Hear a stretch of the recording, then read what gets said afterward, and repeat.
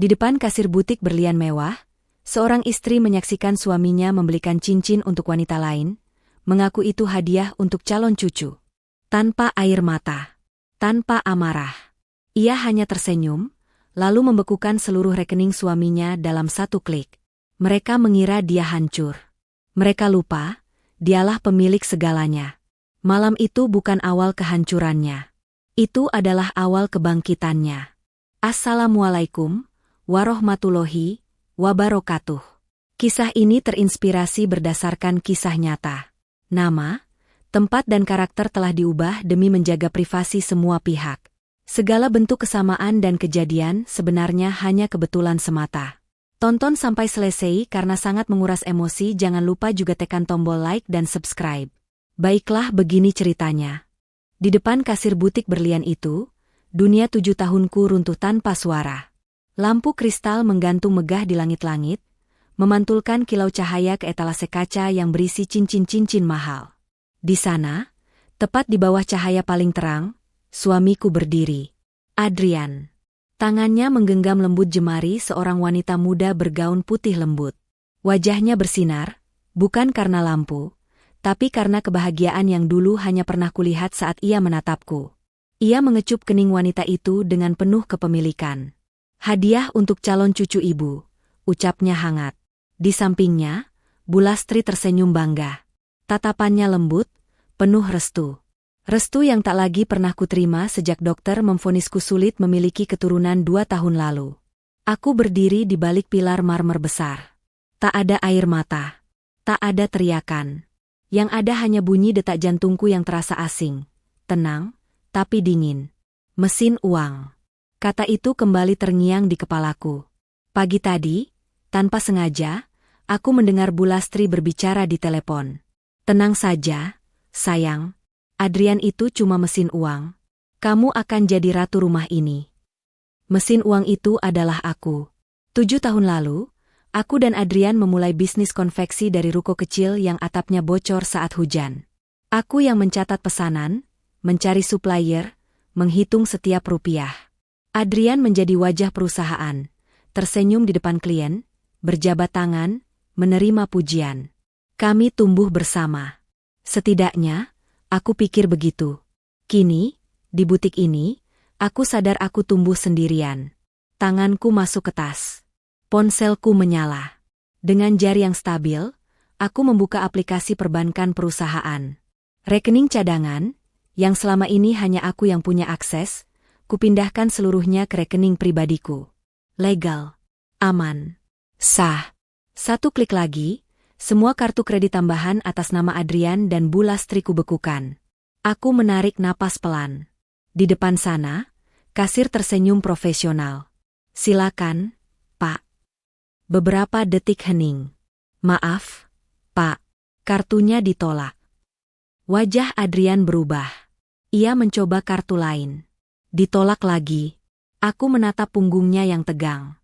Untuk pertama kalinya dalam 7 tahun, aku tak merasa hancur. Aku merasa sadar. Permainan ini belum selesai. Dan kali ini, aku yang memegang kendali. Hari itu belum selesai mengoyak harga diriku. Setelah kartu Adrian ditolak dan wajahnya memucat di depan kasir, aku tak langsung pergi. Aku mengikuti mereka dari kejauhan, menjaga jarak seperti bayangan yang tak terlihat. Santi berjalan di sampingnya, memeluk lengannya dengan posesif. Sesekali ia menyentuh perutnya yang sedikit menonjol, seolah ingin memastikan semua orang melihatnya. Kata itu seperti duri yang terus menusuk. Namun ada yang berbeda. Di sudut butik, seorang pria berjas hitam berdiri kaku. Rahangnya mengeras, tangannya mengepal. Tatapannya tak lepas dari Santi, bukan dengan cinta, tapi dengan kemarahan yang nyaris meledak. Naluri bisnisku mengatakan satu hal, pria itu tahu sesuatu. Aku mengikuti langkahnya hingga ke parkiran bawah tanah. Bau bensin dan udara lembab menyambut kami.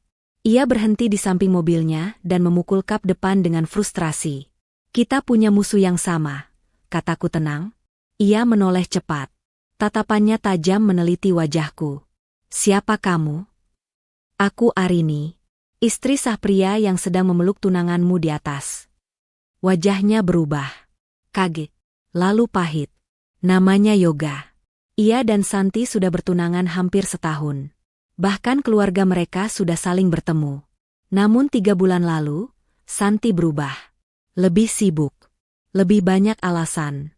Lalu tiba-tiba mengaku hamil dan menghilang. Dia bilang anak itu milik pria kaya yang akan menikahinya. Suara Yoga bergetar. Tapi tanggalnya tak masuk akal. Ia menunjukkan foto-foto mereka. Tanggal tertera jelas. 3 bulan lalu mereka masih bersama, bahkan berlibur ke Bali. Jika Santi mengaku hamil 4 bulan dari Adrian, maka hitungannya mustahil.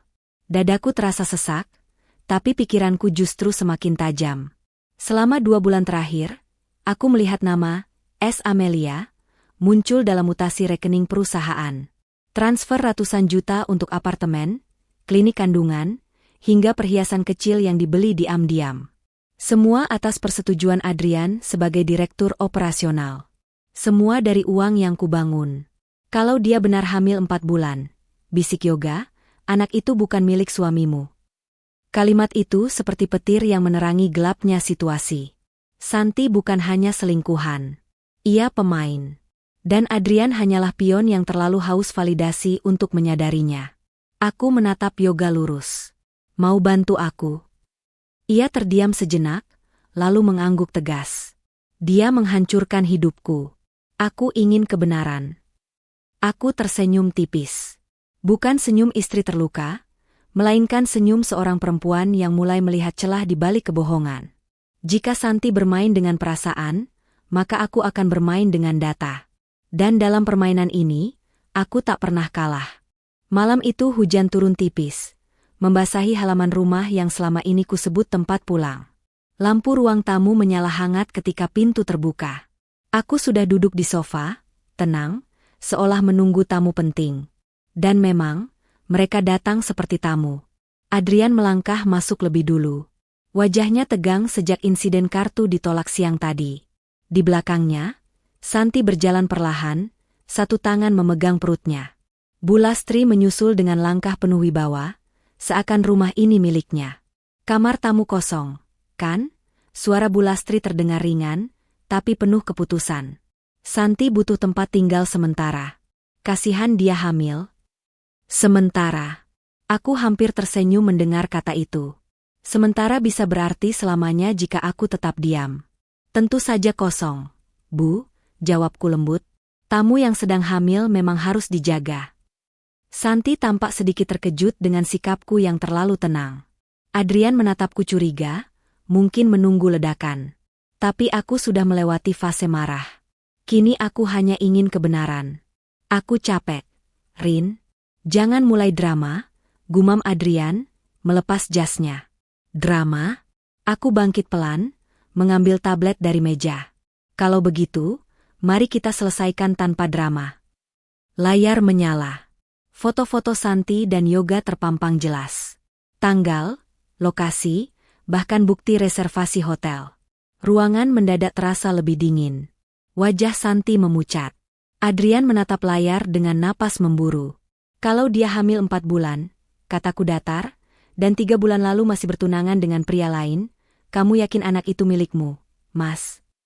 Ini fitnah, bentak Adrian, tapi suaranya goyah. Besok kita tes DNA, jawabku tenang. Bu Lastri berdiri tiba-tiba. Kamu cuma cemburu karena mandul.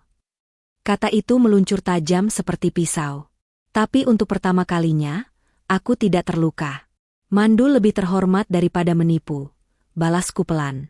Adrian mendekat, matanya merah. Kalau kamu terus begini, aku ceraikan kamu. Aku menatapnya lurus. Silakan. Tapi ingat, saham mayoritas perusahaan atas namaku. Rumah ini atas namaku. Dan semua akses keuangan sudah kubekukan sejak siang tadi. Sun. Santi tiba-tiba meringis, pura-pura kesakitan. Mas, perutku. Adrian panik. Ia merogoh dompet, mencoba kartu kreditnya lewat ponsel untuk memesan ambulans premium. Ditolak. Rin, tolong. Sekali ini saja. Aku menggeleng pelan. Mintalah pada calon pewaris kebanggaan ibu. Hujan di luar semakin deras ketika mereka akhirnya pergi. Mobil melaju tergesa meninggalkan halaman yang kini terasa lebih luas. Rumah ini tak lagi menjadi tempat yang retak. Ia berubah menjadi medan perang. Dan malam itu, aku resmi berhenti menjadi korban. Pagi itu langit Jakarta tampak cerah, kontras dengan kekacauan yang akan terjadi. Aku sudah tahu rencana Adrian. Setelah semua akses keuangannya kubekukan, satu-satunya cara cepat mendapatkan uang tunai adalah menjual kembali perhiasan yang kemarin gagal dibayar. Butik berlian itu kembali menjadi panggung. Aku tiba lebih dulu. Berbicara singkat dengan manajer butik, menunjukkan dokumen kepemilikan rekening dan bukti pembayaran yang belum pernah terjadi. Instruksi pemblokiran transaksi kuperjelas. Mereka mengangguk hormat, dunia bisnis selalu tunduk pada dokumen yang sah. Tak lama, Adrian masuk bersama Santi dan Bu Lastri. Wajahnya kusut, tak seterawat biasanya. Ia mendekati meja kasir dengan senyum terpaksa. Saya ingin membatalkan pesanan kemarin dan menjual beberapa koleksi saya. Manajer butik tersenyum profesional. Maaf, Pak. Untuk perhiasan yang belum lunas, tidak bisa dibatalkan tanpa persetujuan pihak pemilik rekening utama. Pemilik rekening? Ulang Adrian bingung. Aku melangkah masuk dari pintu kaca. Suara heelsku terdengar tegas di lantai marmer. Saya pemiliknya. Semua mata menoleh. Santi langsung memucat. Bu Lastri menegang. Rin, jangan buat malu, desis Adrian. Malu? Aku tersenyum tipis. Yang memalukan itu membeli cincin untuk wanita lain dengan uang istrinya. Suasana butik mendadak sunyi. Santi memegang lengan Adrian erat-erat. Mas, ayo kita pergi saja. Belum, kataku. Pintu kaca terbuka lagi. Dua polisi masuk bersama Yoga. Langkah mereka mantap. Ada laporan penipuan identitas dan pemalsuan status pernikahan atas nama Santi Amelia, ujar salah satu polisi. Wajah Adrian kosong. Apa maksudnya ini? Aku membuka map dokumen. Salinan akta nikah Santi dengan pria lain yang masih sah. Rekam medis dari klinik berbeda yang menunjukkan ia memiliki riwayat gangguan kesuburan permanen. Dan bukti transfer dana perusahaan ke rekening pribadinya menggunakan data palsu. Perutnya? Bisik Adrian lirih. Yoga menjawab pahit, itu hanya bantalan silikon. Santi menjerit saat polisi menggenggam lengannya. Aku melakukan ini karena kalian semua bodoh. Dia yang mau percaya. Adrian terduduk lemas di lantai butik.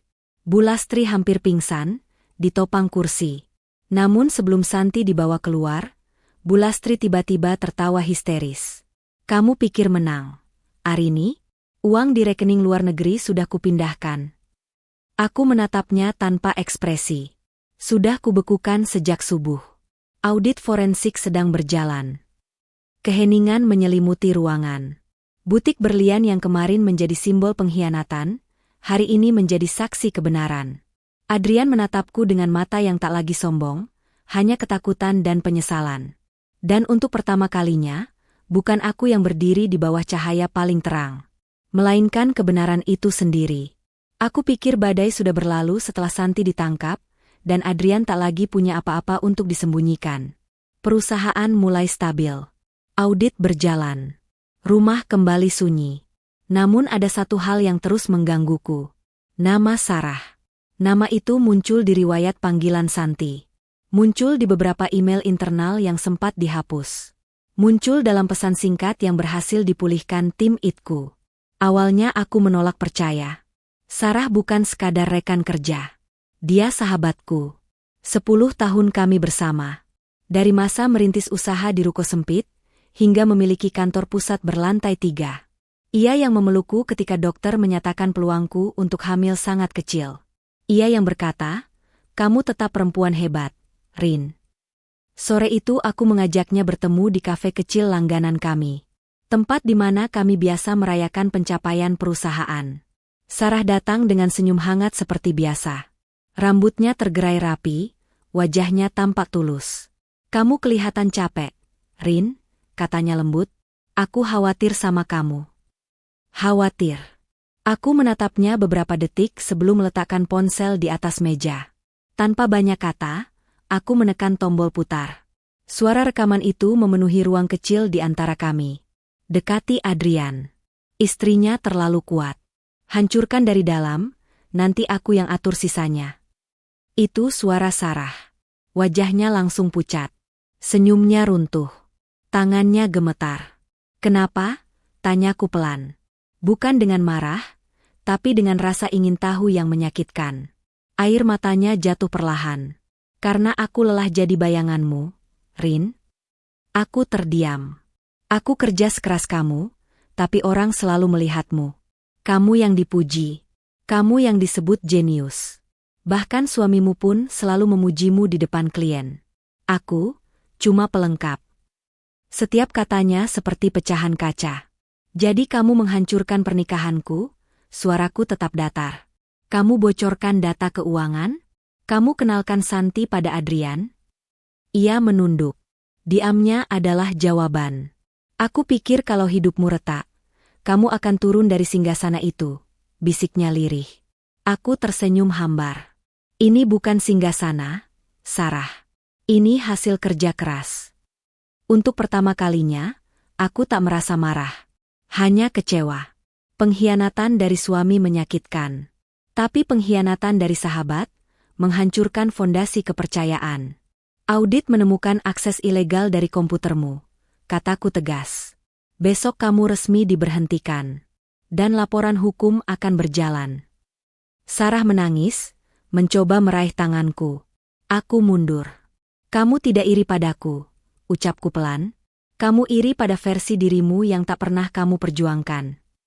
Aku berdiri, meninggalkannya sendirian di meja yang dulu penuh tawa kami. Malam itu, aku sadar satu hal. Musuh paling berbahaya bukanlah orang asing, melainkan orang yang berdiri paling dekat saat kita lengah. 6 bulan berlalu sejak hari di butik berlian itu.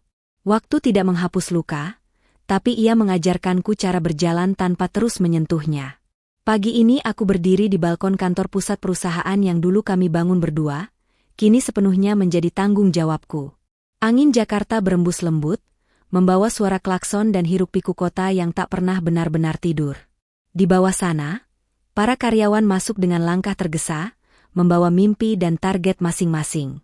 Perusahaan ini selamat. Audit forensik selesai 2 bulan lalu. Semua aliran dana ilegal berhasil ditelusuri.